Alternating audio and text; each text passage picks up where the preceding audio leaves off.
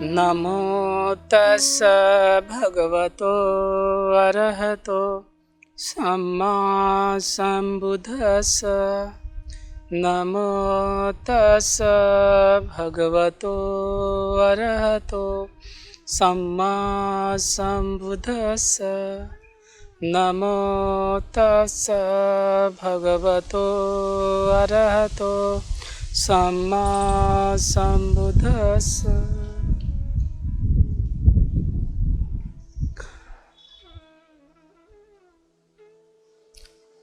सच में देखा जाए हमारे जीवन में कुछ पहलू बहुत महत्वपूर्ण हैं, जैसे जन्म और मृत्यु। हमारे जीवन में जन्म और मृत्यु ये देखा जाए तो बौद्ध दर्शन में ये 10 प्रकार के जो संस्कार हैं, उन संस्कारों में से एक है जन्म और मृत्यु। मगर दोनों में बहुत फर्क है।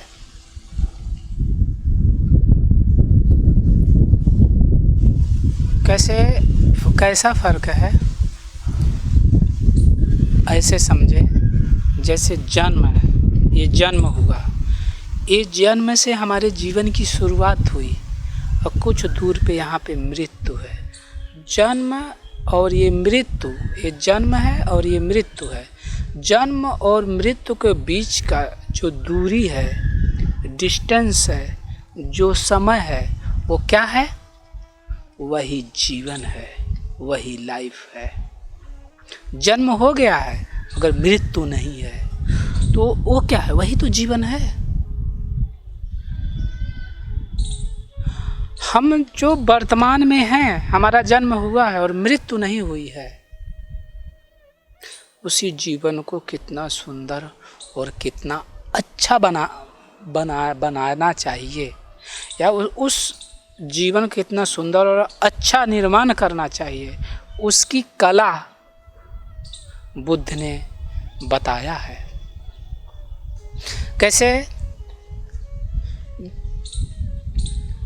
कैसे जीवन जीना चाहिए, जीवन के क्या उद्देश्य है, इन सब पहलुओं पे बुद्ध ने बहुत अनुभव से सूक्ष्म अध्ययन किया और फिर अपने उपासकों से बताया कि जीवन का लक्ष्य क्या है, उद्देश्य क्या है, जीवन क्या है। इन सब पे बहुत अच्छा से उन्होंने वर्णन किया।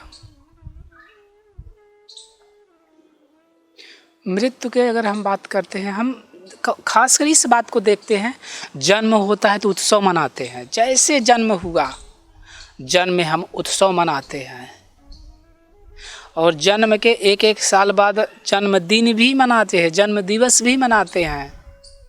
मगर मृत्यु, जैसे मृत्यु सुनते हैं घबरा जाते हैं, भयभीत हो जाते हैं। ऐसा क्यों? क्योंकि दोनों तो सत्य है ना। क्योंकि 4 आर्य सत्य का जो 4 आर्य सत्य है, पहला आर्य सत्य क्या है? दुख। दुख में के जो भाग हैं उनमें क्या है? जाति पे दुखा, और जो है मरम भी दुखा है, मरना भी दुख है। जिस प्रकार से जन्म दुख है, उस प्रकार से मृत्यु दुख। अगर जन्म है तो मृत्यु होगी। अगर आपको लोगों की मृत्यु हो गई और जन्म न हो, तो ऐसा हो सकता है। जन्म तो अपने ऊपर है ना,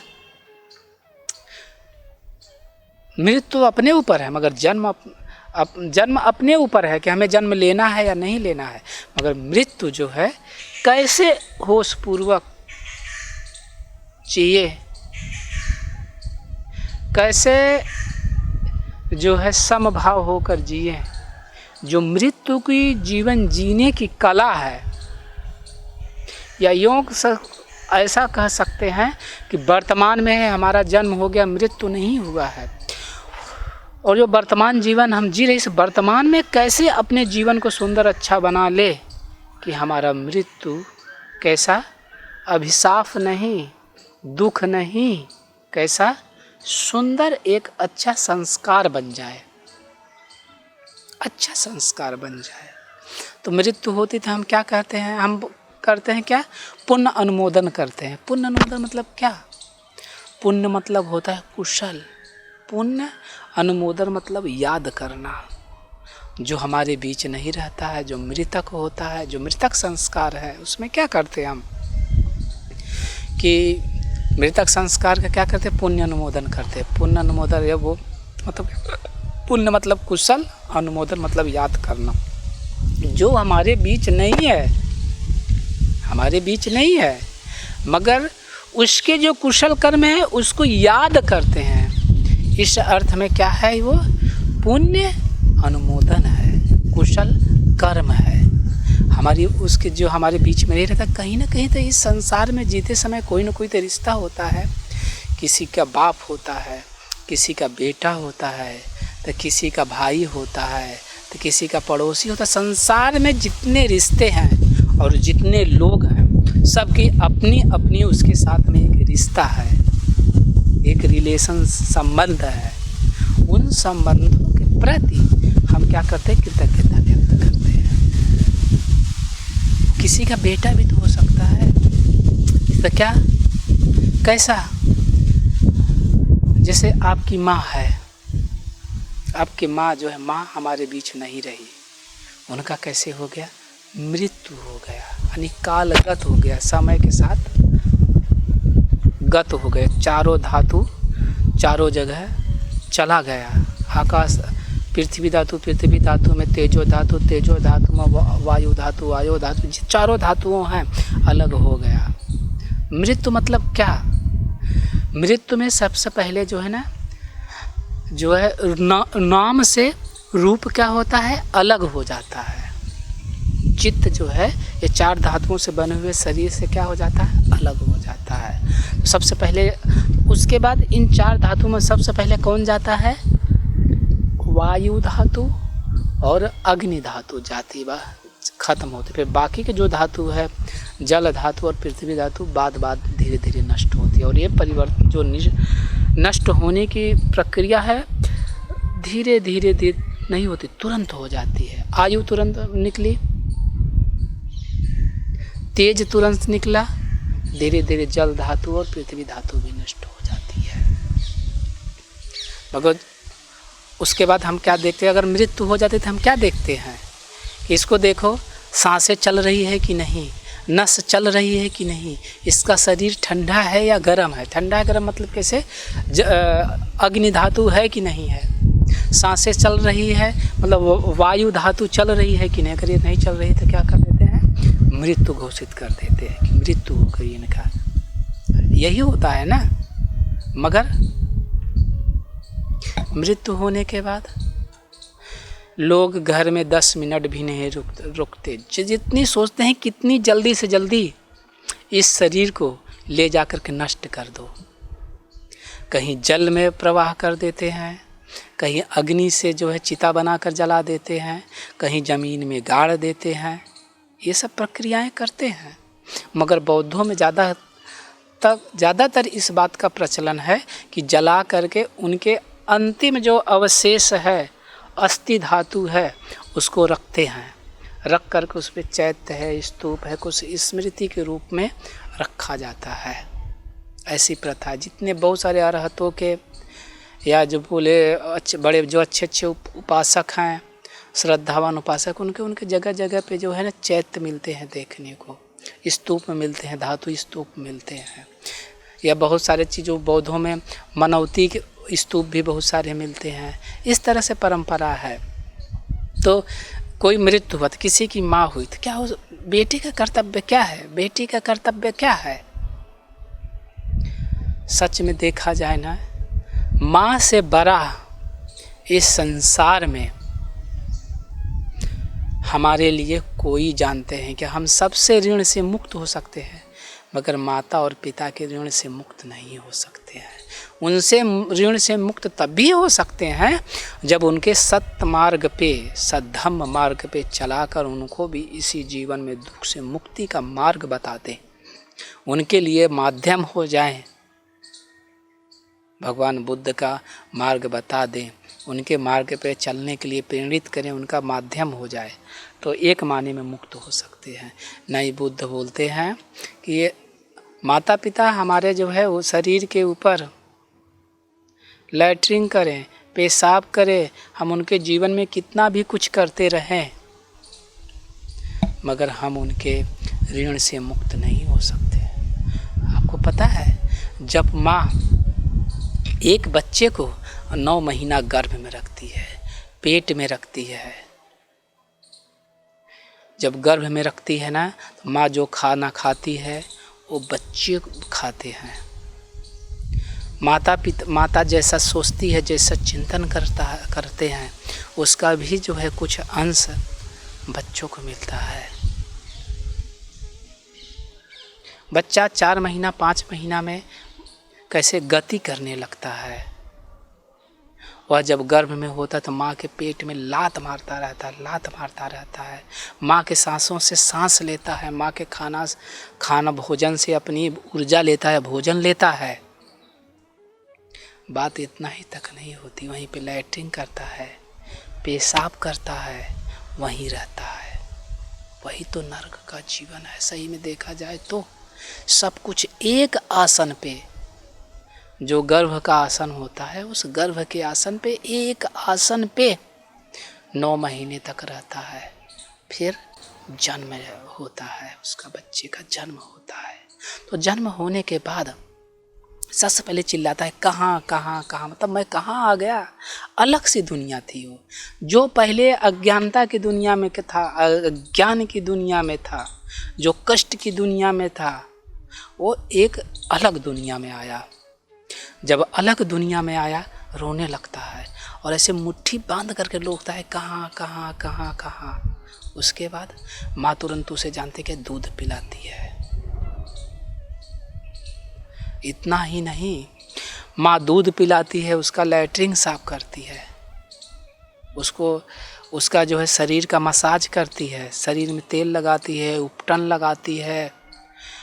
माँ नहीं बोलती है कि, बच्चा नहीं बोलता है कि मुझे भूख लगी है, मगर बच्चे के जो हरकत है, एक्शन है, जो कार्य हैं, उसको देखकर माँ अंदाज़ा लगा देती है कि बच्चे को लैट्रिन लगी है, कि पेशाब लगा है, कि भोजन इसकी ज़रूरत है, क्या ज़रूरत है। उन सब का पूरी तरह से वो क्या करती है, आकलन लगाती है। उसी अनुसार उसका जो है उन ज़रूरतों की माँ क्या करती है, पूजा का मतलब पूर्ति करती है। मगर इतना ही नहीं, माँ बच्चे को गोद में लेकर दूध पिलाती रहती है। जब दूध पिलाती है और दूध पिलाते समय वह खाना भी लेकर के खाना खाने लगती है। और माँ का खाना खाते समय थाली लेकर जब खाना खाने लगती है और बच्चा उसकी गोद में लैट्रिन कर देता है, पेशाब कर देता है, तो माँ ऐसा नहीं करती कि बच्चे को पकड़ के उठा के पटक दिया कि तुझे अभी लैट्रिन आनी है, अभी पेशाब करना है। ऐसा कभी नहीं करती माँ क्या करती है, जो खाना खा रही है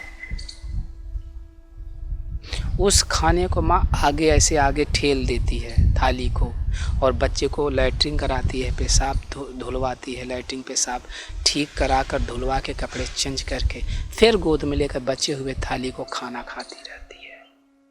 आप इस बात को सोच सकते हैं कि माँ का कितना बड़ा कृतज्ञता है हमारे लाइफ में, हैं? और माँ के जरा से चेहरे पे सिकड़न नहीं आती है, जरा से उसके मन में क्रोध नहीं आता है। बच्चा बड़ा होता है, तबीयत खराब होती है, बुखार होता है, किसी प्रकार का रोग और व्याधि होता है, पिताजी अपने लिए अच्छे चप्पल और अच्छे कपड़े नहीं पहनते हैं, बच्चे के लिए अपने स्वयं बीमार होते हैं तो अच्छे दवाई नहीं ले पाते हैं, डॉक्टर के पास नहीं जाते। अगर बच्चा जैसे बीमार होता है, पिताजी दूसरे से पैसे न होने पर दूसरे से कर्ज ले करके अच्छे से अच्छे डॉक्टर से इलाज कराते हैं, हमेशा उसके लिए मन्नत और दुआएं करते रहते हैं, मंगल कामनाएं करते रहते हैं कि मेरा बेटा और बेटी अच्छे हो जाए। कितना कृतज्ञता है। एक माँ और पिता को 5 बेटे हैं, 4 बेटे हैं, तो 2 माता पिता उन चारों बच्चों को बहुत अच्छी तरह से पालन पोषण करेंगे, किसी चीज़ की कमी नहीं होने देंगे। मगर वही बच्चे जब बड़े हो जाएंगे अपने माता पिता को नहीं पाल सकते हैं। बोलेंगे बड़े वाले के साथ में जाएं, छोटे वाले में रहें या उनके रहें, उनको ज़्यादा धन दौलत दे दिए, उनको ऐसा कर दिए, तरह तरह के 1 महीना इनके यहाँ तो 2 महीना उनके यहाँ, वही उन्हीं का घर, उन्हीं का बनाया हुआ, उन्हीं का सब कुछ, और उन्होंने जैसे कैसे पराए जैसे व्यवहार करते हैं। जिन्होंने जन्म दिया, जिन्होंने इतना कष्ट किया हमारे लिए, उनके लिए कभी जो है ना ये नहीं पूछेंगे कि कपड़े बना दूँ माँ, आपको कपड़े अच्छे नहीं हैं, आपके चप्पल अच्छे नहीं हैं, आपके भोजन अच्छे नहीं हैं। मगर जो दूसरी माँ होती, बहुत सारी देवी देवताएं होती हैं, उनकी मनोकामना पूर्ण के लिए कहीं कोई भी देवी देवताओं के पास चले जाते, वहाँ मन्नत करते चढ़ाए। सच में बाहर माँ नहीं है, जिसने हमें जन्म दिया, जिसने हमें पालन पोषण किया, सही मायने में वो माँ है। और उन माँ और पिताजी को अच्छा व्यवहार नहीं करते और अंतिम समय में वो तड़पते रहते हैं। मैं आपको एक छोटी सी कहानी सुनाता हूँ। ये कैसे, क्योंकि बच्चों का जो प्रथम पाठशाला है क्या है, उनका घर है, और प्रथम टीचर कौन है उनके माता पिता हैं। माता पिता और घर में जैसा संस्कार है, जैसे माता पिता हैं वैसे बच्चों में वैसे संस्कार पड़ता है और वैसे बच्चे सीखते हैं। तो एक कहानी के माध्यम से समझे कि एक घर था, उस घर में एक बूढ़ा, माँ उनकी ख़त्म हो गई थी मगर पिताजी ही सिर्फ बचा हुआ था। पिताजी बचा हुआ था, पिताजी को क्या किए, घर से बाहर एक कोठरी थी, कोठरी में रख दिए। जैसे कोठरी में उस पिताजी को रख दी, कभी झाड़ू भी नहीं लगता था, टूटी चारपाई थी, ऐसे गंदे कपड़े थे बिछाने के ओढ़ने का, वैसे जो है रख देते हैं। रखने के बाद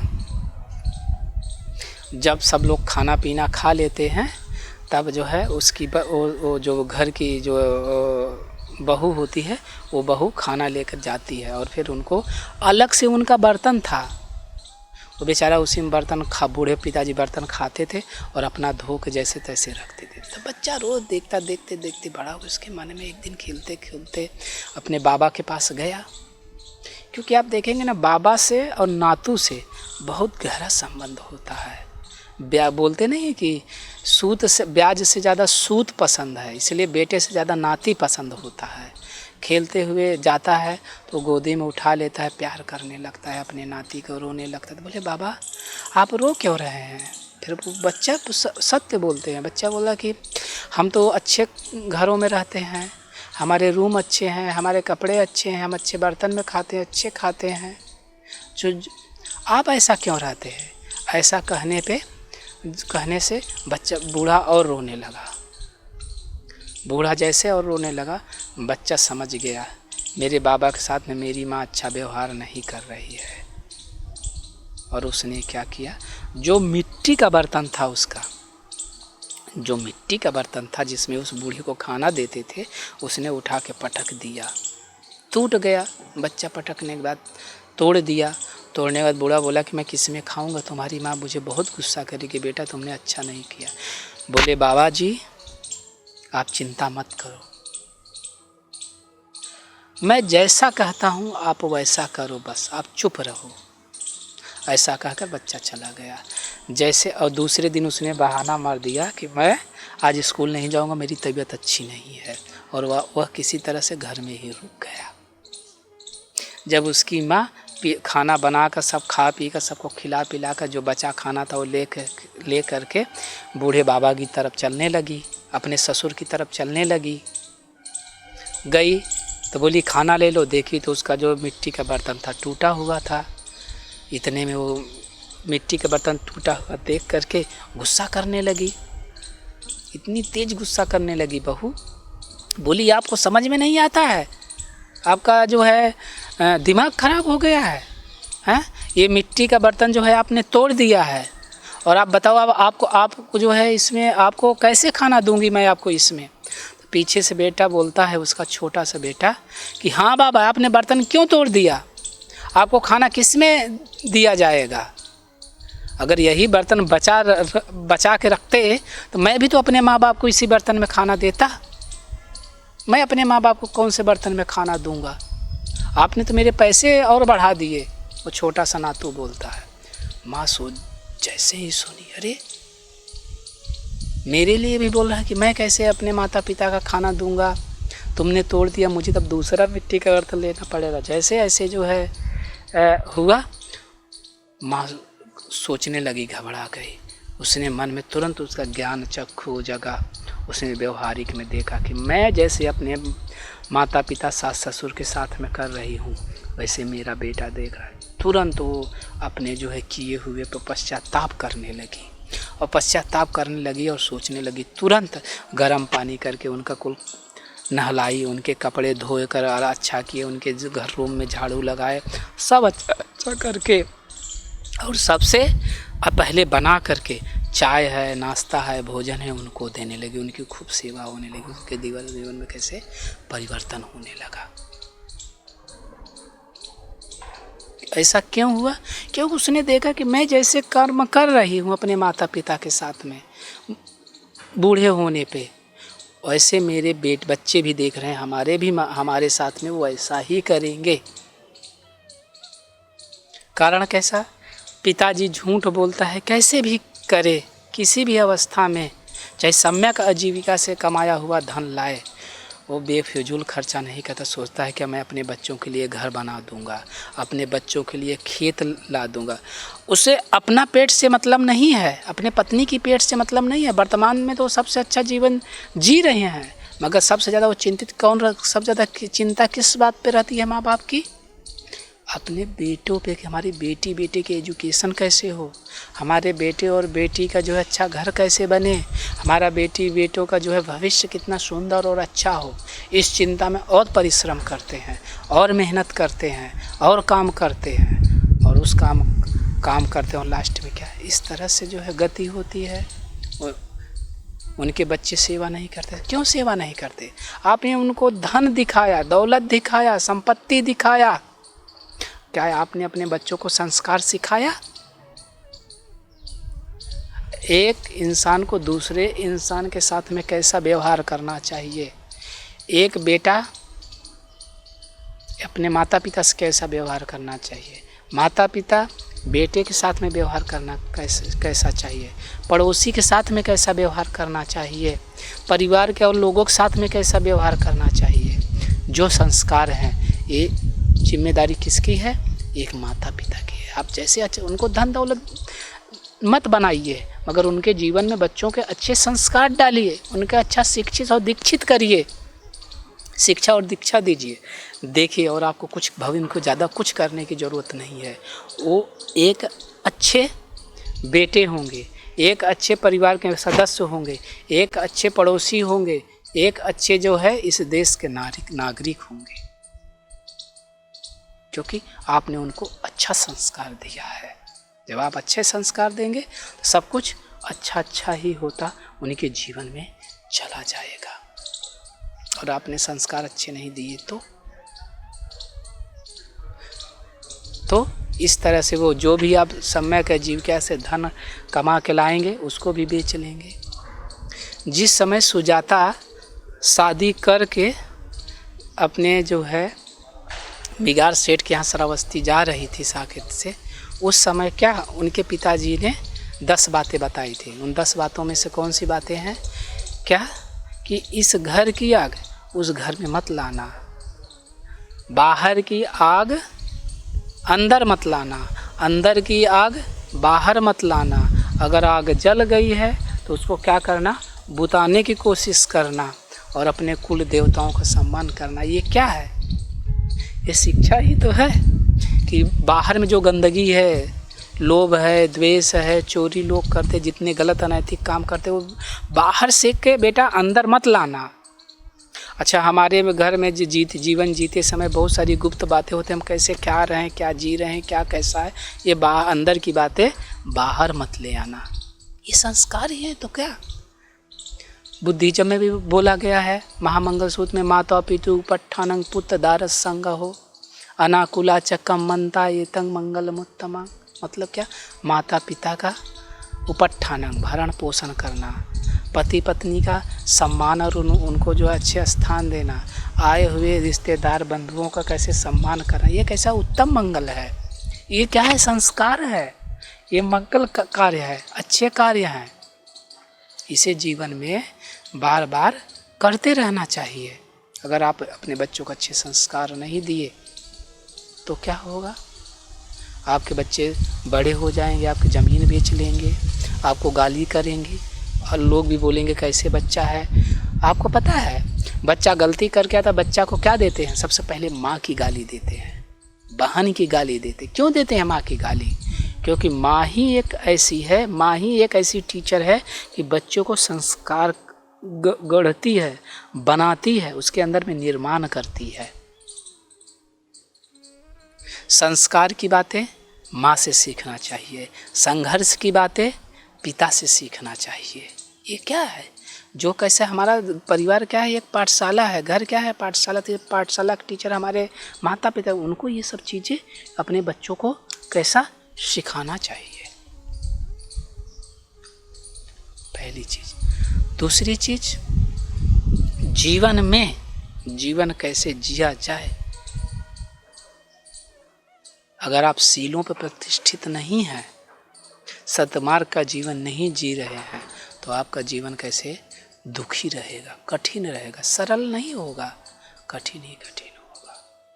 क्योंकि एक मैं आपको कहानी बताता हूँ, मृत्यु पर कहानी है, अनित्यता पे कहानी। संसार बुद्धिज्म का जो बेस है ना, 3 चीज़ों पे टिका हुआ है, अनित्य, दुख और अनात्म। इस संसार में दुख है, जन्म है तो मृत्यु स्वाभाविक है, अब इसको कोई काट नहीं सकता। संसार में सब कोई दुखी है, सब कोई संघर्ष कर रहा है। और संसार में कैसा है, अनित्य है, सब परिवर्तनशील है। यहाँ पे कोई भी क्षण, कोई भी चीज़ आप देखे होंगे कि हमेशा रूटेड रहती है, चलती रहती है, सब कुछ परिवर्तन होता रहता है। हमारे विचार भी, हमारे विचारों में भी एक रूपता नहीं होती है, बहुरूपता होती, विविधता होती है, वो कंटिन्यू चलती रहती है। विचार उत्पन्न होते हैं, नष्ट होते हैं, विचार उत्पन्न होते हैं, नष्ट होते हैं। मगर हम क्या कर लेते हैं, उन विचारों को पकड़ लेते हैं, और पकड़ के कैसे दुखी हो जाते हैं। सोचते हैं कि ये जो संसार में है, यहाँ पे सब कुछ यही सत्य है, उसको पकड़ने की कोशिश करते हैं। जो आईना होता है, शीशा होता है, संसार कैसे है, शीशे की बात है। शीशे में चेहरा नहीं होता है, शीशे में कैसे चेहरा दिखता है मगर होता नहीं है। आप शीशे के सामने खड़े हो जाए, आप जैसा है वैसा शीशा कैसे बता देता है, आपका नाक यहाँ क्या लगा है, क्या नहीं लगा है, कैसा है चेहरा, सब बता देता है। मगर क्या शीशे में चेहरा है क्या? नहीं, शीशे में क्या है, आपके प्रतिबिंब है, मगर चेहरा कहाँ है, बाहर है, आपके पास है। वैसे संसार है, संसार में सब चीज़ें क्या है, सिर्फ दिखने के लिए है, कौन चीज़ कैसा है, अनुभव करने की चीज़ें है।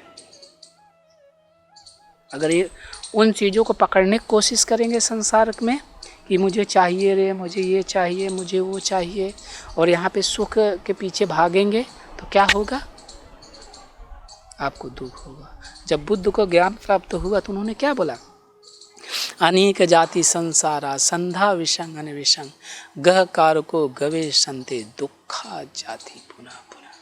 बार बार मैं जन्म और मृत्यु के चक्कर में क्यों रह पड़ा, क्यों मुझे बार बार जो है जन्म दुख में पड़ता रहा। उसके पीछे कारण क्या, तृष्णा, लोभ, द्वेष, मोह।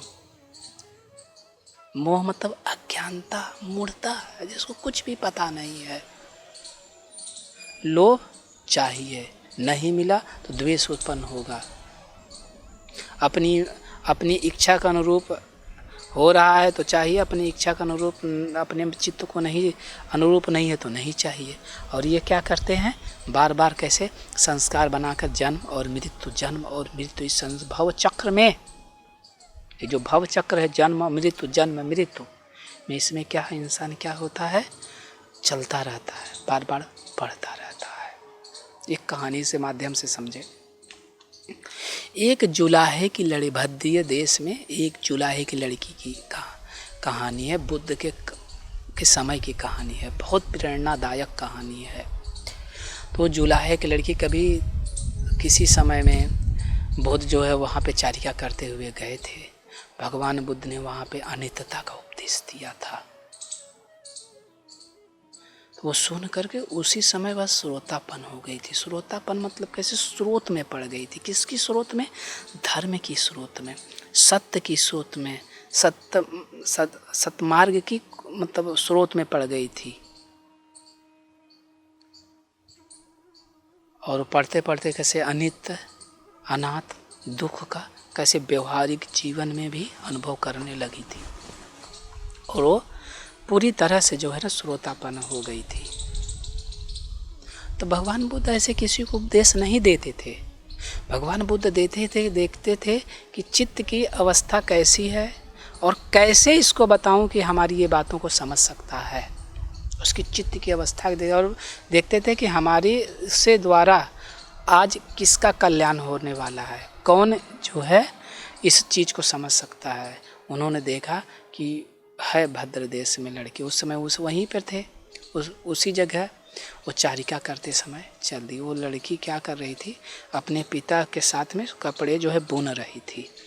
तो उसी समय सूत कम हो गया। सूत कम होने के बाद वह लेने के लिए उसके पिताजी बोले जाओ सूत लेके आओ। कारखाने से घर उनका दूर था, तो कारखाने से घर जो है सूत लेने चली गई। तो बुद्ध ने देखा कि बोले कि हाँ, उन्होंने चित्त में देखा कि अगर ये मेरे 4 प्रश्नों का उत्तर दे देगी तो इसके दुख से मुक्त हो जाएगी, क्योंकि इसका जीवन बहुत कम है।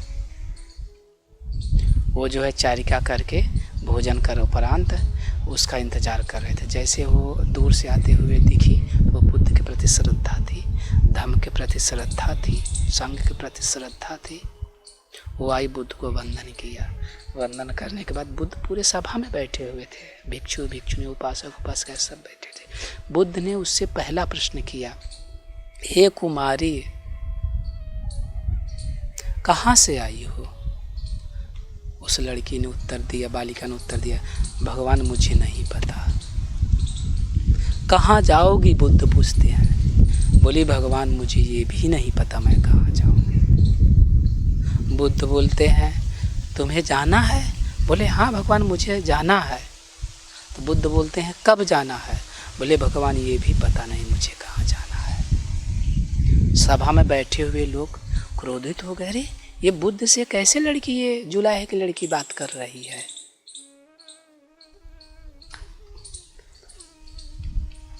उसके ऊपर बोलने लगे। तब बुद्ध बोले कि ये सत्य कह रही है उपासको। पहला मैंने प्रश्न पूछा इसके साथ में कि कहाँ से आ रही हो? इसने बोला कि भगवान मुझे नहीं पता। सत्य में इसको नहीं पता। ये एक जन्म जो है ख़त्म होकर दूसरा एक पिछले जन्म को इसको नहीं पता। पिछले जन्म से मृत्यु पा करके ये कहाँ थी पिछले जन्म में, इसको नहीं पता। इसलिए बोली कि मैं कहाँ से आ रही हूँ इस जन्म में मुझे नहीं पता। दूसरा, कहाँ जाना है? बोली मुझे नहीं पता। ये जन्म वर्तमान में जी रही है, मगर अगला कैसा होगा इसको पता नहीं, इस अर्थ में है। दूसरा, जाना है, हाँ मृत्यु सत्य है, मृत्यु अटल सत्य है। बोली हाँ जाना है, मगर कब मृत्यु होगी, मतलब कब जाना है, ये नहीं पता। ये कहानी जरूर एक प्रेरणा के रूप में है कि सत्य में हंस, ये चीज़ें हमारे सबके साथ में हो रहा है। हमारे जीवन में ये सब चीज़ें हो रहा है, घट रहा है, मगर कैसे? हम अज्ञानता की तरह जी रहे हैं। संसार में बहुत कुछ लोग हैं कि इस सत्य को समझ पाए हैं, समझने में सक्षम है, या कुछ लोग उधर जा रहे हैं।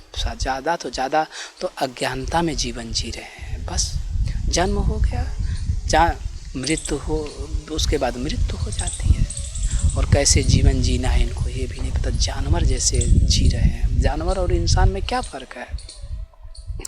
जानवर इंसान में फ़र्क सिर्फ ज़्यादा नहीं, इतना है जो चिंतन मनन करने की क्षमता एक इंसान में होती है। क्या सही है क्या गलत है उसका चिंतन मनन कौन करता है? इंसान करता है। मगर जानवर चिंतन मनन नहीं करता है। उसको खाना दे दो खाना खा लेगा, खाना हमेशा खाता रहता है, खाने की तलाश करता रहता है, चिंतन मनन करने की क्षमता नहीं है। और मनुष्य उसके भूत की, भविष्य की, वर्तमान की, सबकी चिंतन। मनुष्य कैसा है? जैसा चाहे वैसा कर सकता है, मुक्त है पूरी तरह से, उसके जीवन में कोई बंधन नहीं है। मगर जानवर में और सब लोगों में बंधन है, वो दूसरे का गुलाम है, बंधा हुआ है वो। मगर इंसान किसी पे बंधा नहीं हुआ है। इसलिए मनुष्य को बोलते हैं कि इसमें मनुष्य किसको बोलते हैं? जिसमें चिंतन और मनन करने की क्षमता होती है वही मनुष्य होता है। नहीं, कुछ लोग कैसे इंसान के रूप में जानवर होते हैं। बस फर्क इतना होता है कि उनको 2 सींग नहीं होती, उनको पूँछ नहीं होती, 4 पैर के बजाय 2 पैर पे चलते हैं, बस इतना ही है बस। मगर वो भी कैसे होते? जानवर ही होते हैं, क्योंकि उनको चिंतन मनन करने की क्षमता नहीं होती है। क्यों ऐसा? क्योंकि उनको आहार, निद्रा, भय, मैथुंजय। खाना इंसान भी खाता है, खाना जानवर भी खाता है। सोता है इंसान भी, सोता है जानवर भी। भय, अपने जीवन का भय, सिक्योरिटी, सुरक्षा जानवर भी को भी चाहिए, इंसान को भी चाहिए।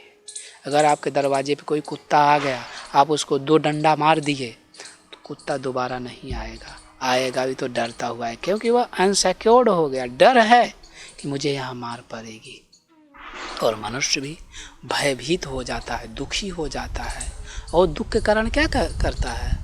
एक बुद्ध गाथा बोलते हैं ना, बहुवे शरणयंती पब्बतानी बनानी च आराम रुखे चेतयानी मनुष्य भय तज्जति। बहुवे शरणयंती, बहुत से मनुष्य क्या करता है? शरण ग्रहण करता है। और किसकी? पर्वत का, वन का, देवी का, देवता का, मंदिर का, मस्जिद का, धर्म का, बहुत सारे शरण ग्रहण करता है। मगर सत्य माने में क्या सही शरण है क्या? नहीं। सही शरण गमन क्या है?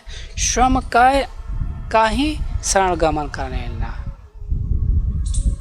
वो सही नहीं। क्यों ऐसे शरणगम जो है दुखी रहता है इंसान? क्योंकि भय के कारण भयभीत है। तो इंसान भी भयभीत है, जानवर भी भयभीत है, फिर क्या? और दूसरा संतति, बच्चा पैदा करना। जानवर को कोई सिखाता नहीं कि बच्चा का सेक्स कैसे किया जाता है, बच्चा कैसे पैदा किया जाता है। ये सब चीज़ें नैसर्गिक उसको पता हो जाता है समय आने पे। और इंसान को भी वही कर रहा है, बच्चा पैदा कर रहा है, मैथुन कर रहा है, सेक्स कर रहा है। तो फिर इंसान और जानवर में फ़र्क क्या रह गया? बस फ़र्क यही है जो हमने बताया। इस इंसान में चिंतन मनन करने की क्षमता होती है जो जानवरों में नहीं होती है। वो दूसरे का आश्रित होता है, दूसरे पे गुलाम होता है, इसीलिए उसमें नहीं है। और जीवन में जब आप अपनी शरण आ जाते हैं, स्वयं का शरण जो है ग्रहण कर लेते हैं, नहीं स्वयं के अंदर में कृत अकृत देखने लगते हैं, तो क्या होता है? आप में बहुत बड़ा परिवर्तन होना शुरू हो जाए। हम जीवन भर दूसरों का कृत और अकृत्यों को देखते हैं कि इसने कहा ये अच्छा है, ये बुरा है, इसके कारण मेरे अंदर में क्रोध है आया, या जितनी भी गलतियों का जो है कारण किसको बताते हैं? दूसरे को बताते हैं। मगर आपके जीवन में जब रूपांतरण होगा, परिवर्तन होगा, जब दूसरे की गलतियों को नहीं अपने गलतियों को देखना शुरू कर देते हैं, तो आप देखेंगे सुख आपके जीवन में आना शुरू हो जाता है। फिर आपको मृत्यु की चिंता नहीं है। होता क्या है? जैसे जैसे जन्म होता है, जन्म एक छोर किनारा है, मृत्यु दूसरा किनारा है। तो मृत्यु जहाँ है वहीं पे है, मगर जन्म के बाद जन्म से कैसे करीब, ऐसे धीरे धीरे करीब आना शुरू कर देता है। जैसे आपकी उम्र 100 साल है उदाहरण के लिए, जन्म से फिर एक दिन बाद कम होता चला जाएगा, फिर 10 साल बाद 10 साल कम होता जाएगा, फिर 20 साल कम होता जाएगा धीरे धीरे। मृत्यु तो एक जगह स्थिर है, मगर जन्म स्थिर नहीं है। जन्म के बाद मृत्यु के करीब आना मनुष्य शुरू कर देता है। एक दिन ऐसे आता है जो एकदम करीब आता है और कालगत में चला जाता है, पूरी तरह से कालगत में चला जाता है। मरना तो इस संसार का नियम है, मगर कुछ लोग जानते हैं क्या, हंसते हंसते मरते हैं, खुश होकर स्वीकार भाव से मरते हैं। भोक्ता भाव नहीं, उनके अंदर में क्या होता है, दृष्टा भाव होता है। दृष्टा भाव से मरते हैं, भोक्ता भाव से नहीं मरते। भोक्ता भाव से मरेंगे तो क्या होगा, कष्ट होगा, पीड़ा होगा, दुख होगा, रोएंगे, चिल्लाएंगे। मगर वही जब भोक्ता भाव से मरेंगे, स्वीकार भाव से मरेंगे, तो उनके अंदर में क्या होगी, जानेंगे जिस तरह से जन्म सत्य था उसी तरह सब ये मृत्यु सत्य है। सारीपुत्र से जो है किसी ने पूछा तो उन्होंने क्या बोले, मैं जन्म की भी निंदा नहीं करता हूँ और मैं मृत्यु का भी निंदा नहीं करता हूँ, मैं सही समय की प्रतीक्षा कर रहा हूँ। जिस दिन मेरा पूरा होगा मैं मृत्यु को प्राप्त हो जाऊँगा। इसका मतलब क्या, हम समय इंतजार कर रहे हैं। ना ही मुझे जो है भय जन्म की है, ना ही मृत्यु से, इन दोनों से मैं परे हो चुका हूँ। मैं सही समय का इंतजार कर रहा हूँ। जिस दिन कुदरत चाहेगी, ये प्रकृति चाहेगी, हमारा समय पूरा होगा, हम एक दिन मृत्यु को प्राप्त हो जाएंगे। क्या दिक्कत है, जब मृत्यु को प्राप्त हो गए तो कैसे, हंसते हुए, मुस्कुराते हुए, खुश होते हुए, कोई मेरे अंदर में संताप नहीं, मेरे अंदर में कोई दुख नहीं, किसी प्रकार का नहीं, एकदम सीधा सरल अच्छा। जन्म समय तो इंसान रोते हुए जन्म लेता है, चिल्लाता है कि हाँ कहाँ कहाँ कहाँ, अगर मृत्यु कैसे होनी है, कैसे मृत्यु को स्वीकार करना है, ये कला हमको आना चाहिए। और ये कला बुद्धिज्म से अच्छा कोई नहीं सिखाया, बुद्ध से अच्छा कोई नहीं सिखाया। तो कैसे, एक कहानी से समझे। कहानी ऐसी है, एक कोई मतलब भिक्षु थे, तो जंगल में घूम रहे थे, तो कुछ हाथियों का झुंड था। हाथियों को झुंड ने देखा, उनको खेद लिया, दौड़ा लिया, वो भागे बड़े तेज से। गए तो एक कुआं था, खाई टाइप का कुआं था, और कुएं के ऊपर ही एक पेड़ जो है मतलब उगा हुआ था। गए, आओ देखे न ताव देखे, जैसे हाथी लोग को देखे वो कुएं में कूद गए, तो वो कैसे डाल पे अटक गए, पकड़ लिए डाल। तो नीचे कुएं के नीचे सांपों का घर था, बहुत सारे जहरीले सांप थे, और ऊपर में मधु जो शहद है, उसी पेड़ में शहद था, शहद गिर रहा था। और जो उस पेड़ था, पेड़ के जड़ को दो चूहे कुतर रहे थे, काट रहे थे। और वो चूहे कैसे थे, एक काला चूहा था और एक सफ़ेद चूहा था। काला और सफ़ेद दोनों चूहे काट रहे थे। ये कहानी जरूर जो है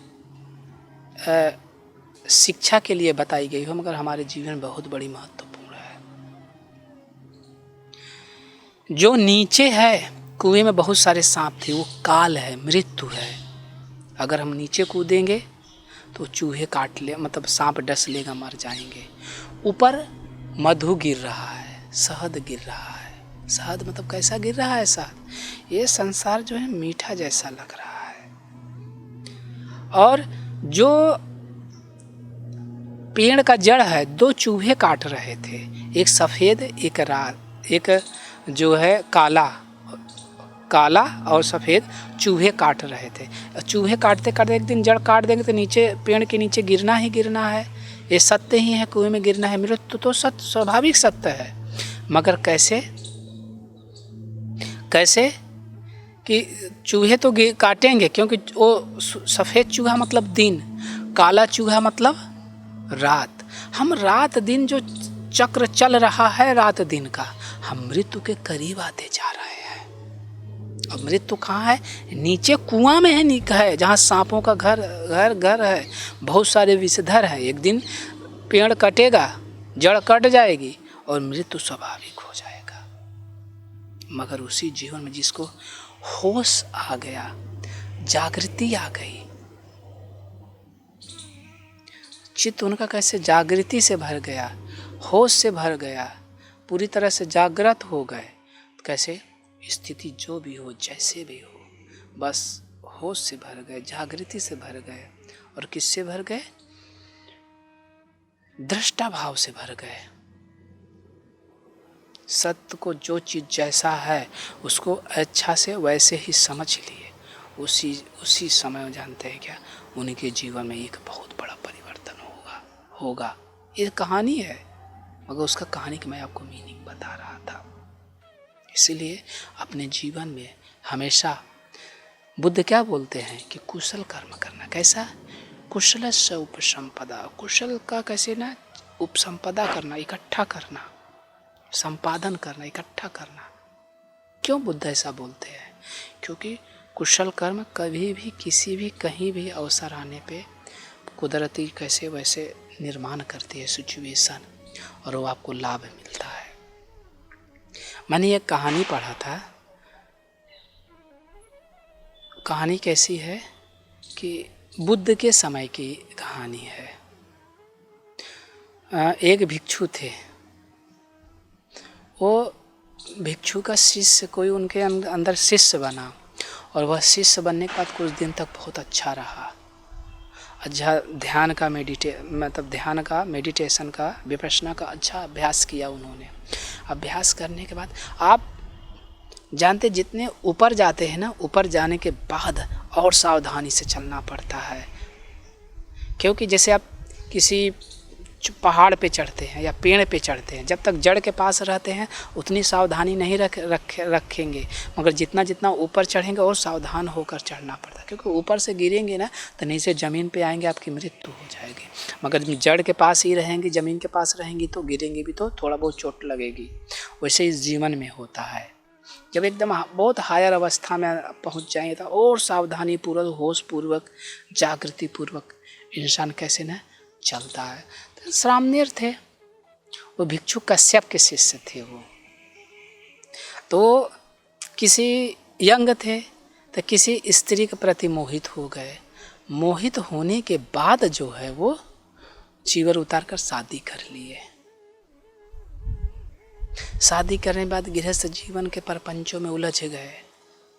बहुत परेशानियां होने लगी, बहुत परेशानी होने लगी उनके जीवन में। जैसे ही परेशानी होने लगी तो उन्होंने क्या किया, राजा का लकड़ी था और उसको चुरा लिए। उन्होंने लकड़ी को ले लिया तो उन्होंने दरवाजे जो ताकने वाले थे, दरबान थे, उनसे बोला कि राजा ने हमको बोला इसलिए मैंने ले लिया है इस लकड़ी को। बाद में राजा वहाँ पे आया, देखा तो लकड़ी नहीं था। तो राजा ने पूछा कौन लेगा? तो बोला महाराजा आपने ही बोला था, और ये अमुक अमुक नाम का व्यक्ति ले गया। तो बोला हमने नहीं बोला था, उसको बुलाओ, क्यों झूठ बोला? राजा उसको पकड़ करके दरबार में लाता है और उसको मृत्यु की सजा दे देता है झूठ बोलने पर। जब उसकी फांसी होने को रहती है चौराहे पे, तभी किसी व्यक्ति ने कश्यप से बोला, भिक्षु कश्यप से बोला कि भंते आपके इस अमुक अमुक शिष्य को राजा झूठ बोलने पे फांसी दे रहा है। वो दौड़ कर वहाँ जाते हैं। उसको कैसे फांसी देने के पहले उसको जो है ना, वो बोलते हैं कि मैं इससे कुछ बोलना चाहता हूँ। वहाँ पे वो उसको अनित्यता का उपदेश देते हैं। हम बोलते हैं ना, यथा पय्या पश्यति उपद्रवे धम्मिनो, या यथा पय्या पश्यति। जो उत्पन्न हो रहा है, नष्ट हो रहा है, क्या होता है? यथा पय्या पश्यति। इसको कैसे प्रज्ञा से देखो, होश पूर्वक देखो, सही तरीके से देखो, यही वर्तमान में देखो। जैसे उन्होंने अनित्यता को और प्रज्ञा का जो है ना ज्ञान का उपदेश दिया, वो पहले से तपा हुआ था, पहले उसमें जो है विपश्यना किया था, धर्म को अच्छी प्रकार जानता, मगर किसी कारण से वो भूल गया था, सत्य मार्ग के बजाय कुमार्ग पे लग गया था, और वैसे चिंतन मनन करते करते उसको इनलाइटमेंट हो गया, संबोधि को प्राप्त हुआ। वैसे कहानी के अनुसार ऐसे बोलते हैं कि बाद में उसे जो है राजा आया, उसके अंदर अलग से अभ्यास जगी, उसका व्यवहार बदल गया। वो जो फांसी देने वाले वो राजा से बताए तो राजा ने उनको क्या किया, पता चला उनको मुक्त कर दिया। ऐसा जीवन में बहुत सारी बार घटनाएं होती है, ऐसा नहीं है। कई ऐसे मृत्यु के अंतिम समय को सत्य को साक्षात्कार किया। आपको पता है भगवान बुद्ध के ही टाइम की बात थी, श्रावस्ती की घटना थी। किस्सा गौतमी नाम की एक जो है श्रेष्ठ की लड़की थी, किस्सा बहू थी, उसको बहुत दिनों तक बच्चा नहीं पैदा हो रहा था। बहुत समय बाद बच्चा पैदा हुआ। बच्चा 7 साल का हुआ। बच्चा खेल रहा था, तभी कोई सांप ने डस लिया और बच्चा क्या हुआ, मृत्यु कालगत को प्राप्त हुआ, मृत्यु को प्राप्त हुआ। क्योंकि पहले ही उस महिला को बहुत सारे लोगों ने ताने मारे थे कि ये बाझन है, इसको बच्चा नहीं होगा। बड़े मनौती के साथ में बहुत कुछ करने के बाद उनको बच्चा हुआ, वो भी 7 साल की उम्र में अकाल मृत्यु हो गई। स्वाभाविक है, दुख तो होगा ही, अथाह दुख होगा। बहुत दुखी हुई वो बच्चे को लाश ले करके कुछ श्रावस्ती में घूमती रही और बोली कि नहीं, मेरा बच्चा नहीं है, मरा है, मेरा बच्चा सोया हुआ है। कोई कहते दो कि मेरा बच्चा सोया हुआ है, सब लोग बताते हैं कि मेरा बच्चा मृत्यु हुआ है, मगर मेरा बच्चा मृत्यु नहीं है, मेरा बच्चा सोया हुआ है। किसी ने बोल दिया उसको कि जाओ बुद्ध के पास जाओ। बुद्ध उस समय श्रावस्ती में ही थे, वो आपके बच्चे को जिंदा कर देंगे। वो बुद्ध के पास जाती है श्रावस्ती में, भगवान के पास अपने बच्चे को रख देती है और बोलती है, भगवान हमारे इस बच्चे को जिंदा कर दो। भगवान ने उनको मना नहीं किया। उपाय कौशल्य एक पारमिता है, उपाय कौशल्य के अनुसार उसको जो है मना नहीं किया। बुद्ध चाहते तो ये बोल देते थे कि मैं आपके बच्चे जो मृत्यु हो गया उसको दोबारा जिंदा नहीं किया जा सकता है, मगर उन्होंने कुछ बोला नहीं। सिर्फ इतना बोला कि जाओ, मैं आपके बेटे को जिंदा कर दूंगा, मगर जाओ श्रावस्ती से किसी से घर से 1 मुट्ठी सरसों ले आओ। वह महिला जो है सुनी, सरसों लेने के लिए चल देती है। जैसे ये चलती है, बुद्ध बोलते हैं रुक, अब रुक। बोली क्या भगवान? बोली कि उसी घर से सरसों लाना जिसके घर से किसी की मृत्यु न हुई हो। बोली ठीक है। श्रावस्ती के गलियों में जाती है और बोलती है कि मेरा बच्चा मृत्यु हो गया है, बुद्ध उसको जिंदा कर देंगे, हमें 1 मुट्ठी की सरसों की ज़रूरत है। तो आदमी सुनते तो बोलते थे क्या है, 1 मुट्ठी क्या 2 मुट्ठी, 1 बोरा ले जा, मगर तेरा बच्चा जिंदा होना चाहिए। तो बोली ऐसे नहीं, मैं उसी घर की सरसों लूँगी जिसके घर में आज तक कोई मृत्यु को न प्राप्त हुआ है। सब बोलने लगे, पूरा गांव वो घूम ली, श्रावस्ती घूम ली। सब बोलते थे जितने रिश्ते होते, किसी का बाप तो किसी का बेटा, भाई भाभी, पत्नी, नाती नतकुर, जितने भी संसार में रिश्ते होते हैं, हर एक रिश्ते में, हर एक के घर में मृत्यु को प्राप्त हुए थे। काल और अकाल दोनों प्रकार के मृत्यु को प्राप्त हुए थे, समय और बेसमय। पूरा गांव घूमी उसने। दिन पूरा बीत गया, दिन डूबने ही वाला था, तो उसको समझ में आ गया कि नहीं, संसार में जन्म है तो मृत्यु सत्य है, और सब लोग मरे हैं, चाहे काल मरे हो चाहे अकाल मरे हो, सबके घर में मरे हैं। ये बात जान गई और बुद्ध के पास जाती है। तो बुद्ध से ये नहीं बोलती है कि भगवान हमारे बच्चे को जिंदा कर दो, ये बोलती भगवान इस जन्म और मृत्यु से अब कैसे बचा जाए, इसका मार्ग क्या, कि जहाँ न जन्म हो न मृत्यु हो। तब भगवान बुद्ध के संघ में वह सम्मिलित हो गए और भिक्षुनी हो गई। ऐसे बहुत सारी कहानियाँ हैं। सच में जब हम सत्य को, यथार्थ को जान जाएंगे तो जन्म और मृत्यु में नहीं पड़ेंगे। किस में पड़ेंगे? कि जो वर्तमान जीवन है उसके सुंदर और अच्छा बनाने में लगेंगे। नहीं, हम जीवन में कैसे ना कर्मकांड शुरू कर देते हैं। और कैसा कर्मकांड? जिसका कोई अर्थ नहीं है, जो मीनिंगलेस है। कैसे बुद्ध के ही समय की आप घटना और देख लीजिए। भगवान बुद्ध के पास एक ब्राह्मण आया और बोलता है कि मेरे पिताजी मृत हो गए, उनको स्वर्ग में पहुंचाना है और इस संसार में आप ही पहुंचा सकते क्योंकि आप बुद्ध हैं। बुद्ध ने बोला ठीक है पहुंचा दूंगा, मगर मैं उसके लिए कुछ करना पड़ेगा। बोले बोलो। तो बोले जाओ मिट्टी का 2 हंडिया लाओ, एक में घी भर के लाना और दूसरे में कंकड़ और पत्थर भर के लाना, और एक हरा बढ़िया बांस ले आना, और सुबह सुबह जो है ठंडे मतलब सुबह सुबह नदी के किनारे कल वहाँ पे मिलना। समय के अनुसार बुद्ध भी पहुँच गया, वो पहले से पहुँच गया था क्योंकि उसको पिताजी को तो स्वर्ग पहुँचाना ही था। और ये आदमी कैसे शॉर्टकट रास्ता, सरल रास्ता बहुत जल्दी खोजता है, मेहनत नहीं करना चाहता है।